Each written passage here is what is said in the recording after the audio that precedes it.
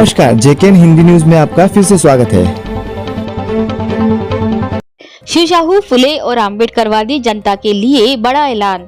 अकोला से शुरू हुई छत्रपति से घटनापति प्रबोधन वारी अब पूरे महाराष्ट्र में छा रही है। जबरदस्त जन समर्थन के चलते अब ये वारी 1 मई 2026 तक जारी रहेगी। आयोजकों ने सभी कार्यकर्ताओं से अपील की है कि अपने गांव और आसपास के इलाकों में प्रबोधन सभा जरूर आयोजित करें। हर व्यक्ति अगर एक गांव अपनाए तो 135 गांव का लक्ष्य आसानी से पूरा होगा।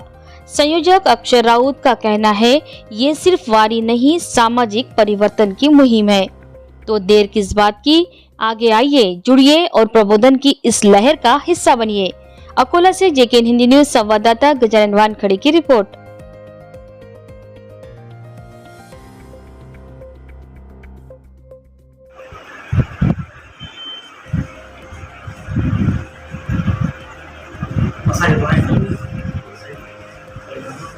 बोला। 3 एप्रिल छत्रपती शिवाजी महाराज यांची पुण्यतिथी ते 14 एप्रिल डॉक्टर बाबासाहेब आंबेडकरांची जयंती या निमित्तानं अकोला जिल्ह्यामध्ये 135 गावांची निवड करून आपण छत्रपती ते घटनापती ही प्रबोधन वारी सुरू केली होती। परंतु या प्रबोधन वारीला इतका चांगला प्रतिसाद मिळाला की म्हणजे गावागावातून लोकांचं मत आहे की आम्हाला छत्रपती शिवाजी महाराज आणि डॉक्टर बाबासाहेब आंबेडकर या दोनही महापुरुषांना एकत्रित ऐकायचं आहे। म्हणून आपण 3 एप्रिल ते 14 एप्रिल असणारी ही वारी आपण 14 एप्रिल पासून पुढे 1 मे महाराष्ट्र दिनापर्यंत वाढवलेली आहे।